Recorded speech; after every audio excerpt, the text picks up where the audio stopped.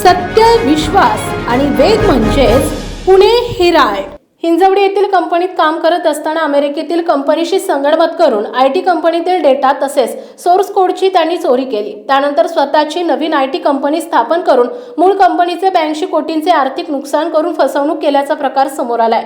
Pimpri Chinchwad police ठाण्याच्या cyber पोलिसांनी तिघांना अटक केली आहे. विश्वजित मिश्रा, नयूम शेख, सागर विष्णू असे अटक केलेल्यांची नावे आहेत. त्यांच्याकडून 3 लॅपटॉप आणि 4 मोबाईल हस्तगत करण्यात आले. फिर्यादी यांची हिंजवडीमध्ये IT कंपनी आहे. त्यांचा कंपनीमधील इंटरनेट मार्केटिंग ब्रँड कन्सल्टिंग मध्ये प्रथम नेमणूक असलेली आणि नंतर या ग्राहक कंपनीशी करण्यात आलेल्या प्रकल्पाच्या कामाकरिता प्रोजेक्ट मॅनेजर म्हणून विश्वजित मिश्रा यांची नेमणूक केली होती. त्यांच्यासोबत या प्रकल्पाकरिता नेमण्यात आलेल्या विशेष टीममध्ये सागर विष्णू, नयूम शेख, सागरिका, विश्वजित मिश्रा आणि इतर जण होते. त्यांनी संगनमत करून वेळोवेळी केलेल्या कारनाम्याचे भंग करून कंपनीच्या अत्यंत गोपनीय मालकी हक्कांचा आणि कंपनीचा कॉपीराइट संरक्षित सोर्स कोड डाटा चोरी करून कंपनीचे मार्केटिंग, प्रोजेक्ट रेव्हेन्यू आणि 100 बेकायदेशीररित्या डेव्हलप केलेल्या वेबसाईटचा मोबदला, ऑपॉर्च्युनिटी लॉस आणि इतर सेवांचे असे मिळून 82 कोटी रुपयांचं आर्थिक नुकसान केलंय.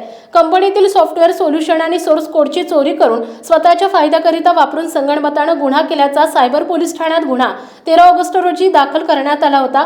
या गुन्ह्याचा तपास हा तांत्रिक स्वरूपाचा असून फिर्यादीच्या कंपनीमध्ये पूर्वी उच्च पदावर काम करणारे विश्वजित मिश्रा आणि इतरांना डाटा चोरून स्वतःची नवीन कंपनी स्थापन करून फिर्यादींच्या कंपनीतून चोरलेले सॉफ्टवेअर सोल्युशन आणि सोर्स कोड डाटा वेबसाईटचा डाटा वापर करून फिर्यादीच्या कंपनीचे 82 कोटी रुपयांचं नुकसान केल्याचं प्राथमिक तपासात निष्पन्न झालंय.